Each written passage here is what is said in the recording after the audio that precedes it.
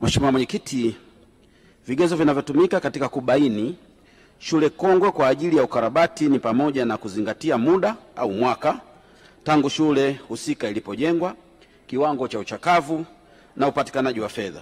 Mheshimiwa Mwenyekiti, kwa kuzingatia vigezo hivyo, serikali inaendelea na ukarabati wa miundombinu katika shule kongwe nchini na hadi sasa tayari jumla ya shule kongwe 40 za msingi na sekondari 89 zimekarabatiwa. Ukarabati huu unategemea vigezo mbalimbali, kimojawapo kikiwa kile cha upatikanaji wa fedha. Kwa hiyo nimuondoe hofu Mheshimiwa mbunge na bunge lako tukufu.